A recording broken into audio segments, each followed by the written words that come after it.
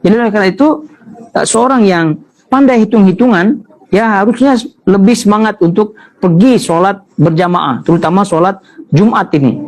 Ya, karena kalau sholat Jumat yang 27 derajat saja belum tentu diterima oleh Allah Subhanahu wa taala, apalagi yang sholat sendiri yang tidak sampai derajatnya demikian. Nah, pun belum tentu diterima. Jadi ya hitung-hitungannya, jadi kalaupun tidak diterima, ya naudzubillah, dan tentu semoga diterima, itu peluangnya lebih besar lah, begitu kan? Peluangnya lebih besar. Dan begitu juga keadaan orang-orang yang sekarang di masa pandemi di kawasan-kawasan yang masih ditutup masjidnya. Jadi selama masjid itu dibuka, kemudian juga syarat-syaratnya, maka terus masuk di situ ya tentu mengikuti persyaratan-persyaratan yang ada, apa istilahnya protokol kesehatan dan seterusnya. Ya jangan sampai memiliki sakit pun memaksakan diri, ya tidak demikian. Maknanya dia ada udzur syar'i. Tapi ini kita berbicara adanya tidak adanya udzur syar'i lalu kemudian tahawunan, itu meremehkan, bermalas-malasan dengan sholat hari Jumat ini. Dan betapa banyak kaum muslimin terutama di kaula muda ya, orang-orang muda kaum muslimin di zaman sekarang, atau bahkan ada sebagian orang-orang tua yang masih bermalas-malasan untuk pergi sholat Jumat.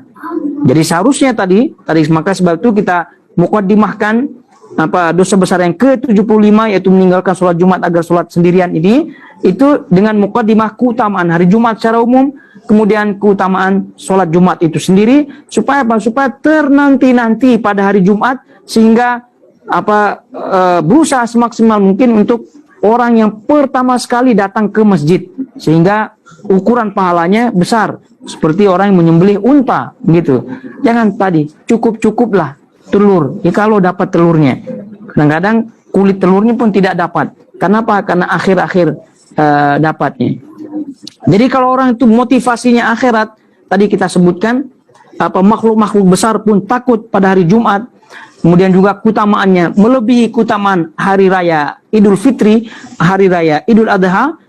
Itu seharusnya ternanti-nanti. Bagaimana kita ternanti-nanti Idul Fitri, ternanti-nanti Idul Adha, sehingga awal-awal subuh kita sudah bersiap-siap. Begitulah juga pada hari Jumat, karena itu Id al-Usbu', Idul Usbu', itu hari raya mingguan, hari raya mingguan. Karena ada hari raya mingguan, hari Jumat, ada hari raya tahunan, ada hari raya ya tahunan Idul Adha, Idul Fitri, dan bahkan itu disebutkan Nabi SAW tadi bahwa hari Jumat ini lebih utama ya di sisi Allah Subhanahu wa taala daripada hari Idul Fitri dan hari Idul Adha.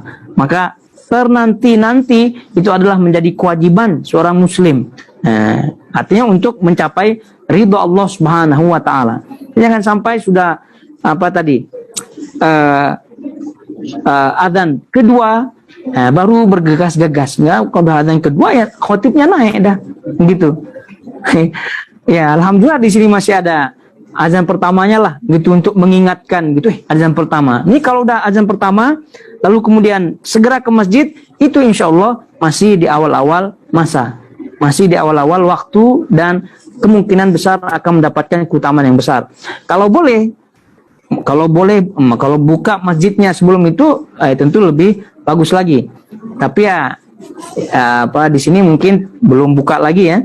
Jadi itu ketika dikumandangkan azan pertama, maka bersegeralah di situ untuk mendapatkan keutamaan itu. Jangan cukup-cukup. Jangan prinsip tadi cukup-cukup. Prinsipnya lebih daripada cukup. Dan itulah bukti kita ternanti-nanti hari Jumat. Ya, kalau bagaimana nanti liburan, cuti, kan kita kerja nanti hari Sabtu, gitu kan? Alhamdulillah hasilnya Jumat Sabtu, nanti hari Sabtu. Nah, hitung-hitungannya dengan keluarga hari Sabtu, begitu kan? Atau ya pokoknya hari Jumat full lah. Kan tadi disebutkan Nabi SAW kan ada waktu-waktu tertentu yang di situ ada mustajab doa, di situ ada qiraat suratul kahfi, gitu kan? Keluarganya siapa tahu masih belum khatam suratul kahfi. Jadi pokoknya di situ kita setting bagaimana hari itu hari raya lah, begitu. Penuh dengan amal soleh, gitu maksudnya. Jangan sampai tadi ternanti-nanti hari Jumat karena hari cuti macam-macam, list pula. pagi hari gitu, ya alhamdulillah masih sholat subuh. Ya, masih sholat subuh, alhamdulillah itu. Ya kadang-kadang tidak pergi ke masjid. Alhamdulillah sholat subuh. Pagi-pagi nih breakfastnya di mana nih? Gitu nih. Setelah breakfast kemana? Gitu kan? Nah baru nanti hari Jumat nih pertengahan jalan sholat Jumatnya di sini. Baru itu pertengahan jalan di sini. Ya syukur-syukur ya banyak orang hari Jumat pergi camping pula. Hari Jumat tengah-tengah padang pasir itu kononnya tadabbur alam di situ, sholat Jumat di situ. Ini orang nanti begitu kan sholat subuhnya ini tadi sholat adalah sholat yang paling utama di sisi Allah gitu kan. Nah, itu harus nanti terngiang-ngiang dalam hatinya begitu. Sehingga jangan sampai seperti tadi. Alhamdulillah sholat subuh. Ini baru ini tidak ini breakfast kemana, lunch kemana, ya nanti tengah jalan di sini sholat Jumatnya, gitu. Keluarga tunggu saja di dalam kendaraan, gitu. Nanti aja sholatnya di ini, sampai gitu. Jadi hari Jumat betul-betul hari Id full, begitu. Untuk maksimalkan amal soleh di situ. Ya kecuali kalau ada kegiatan-kegiatan tertentu, ya yang ya entah berapa kali begitu ya. Ya tak masalah lah, mungkin ada camping dengan teman-temannya begitu ya, tapi tetap settingannya tidak jauh-jauh daripada settingan amal soleh. Yani kemanapun saja berada tetap berjamaah sholat subuh, misalnya sekarang di camping di tepi lautan, gitu tetap sholat subuhnya. Ya kalau boleh ya bersegera kembali sebelum hari Jumat, gitu. Sholat Jumat bersama kaum muslimin itu lebih utama tentunya. Ya untuk mendapatkan keutamaan-keutamaan yang tadi. Ya, tentu untuk menjauhkan diri kita daripada terjerumus ke dalam dosa besar yang ke-75 ini. Ya alhamdulillah kita di Qatar ini lingkungannya sangat-sangat mendukung sekali ya untuk beramal soleh semaksimal mungkin pada hari Jumat itu. Nah, oleh karena itu kalau di Qatar saja masih bolong-bolong istilahnya, masih malas-malasan ya apalagi balik kampung gitu kan, balik Nusantara. Jadi oleh karena itu bagi teman-teman kita, ikhwan kita, jemaah kita yang di Nusantara itu betul-betul ekstra dalam hal ini ingat hadis-hadis Nabi SAW kaitannya dengan keutamaan hari Jumat tadi, keutamaan sholat Jumat, keutamaan orang yang awal-awal pergi sholat Jumat, maka pada hari Jumat itu kalau boleh memang cutilah bekerja. Ya alhamdulillah kalau di Qatar ini kan memang masya Allah, semoga Allah Subhanahu memberkati Qatar dan juga negeri-negeri kaum muslimin ya yang menjadikan hari Jumat hari libur. Nah, itu bagus sekali. Ya, tapi bagi mereka yang masih negaranya masih belum libur pada hari Jumat, ya maka pandai-pandailah setting waktu gitu kan.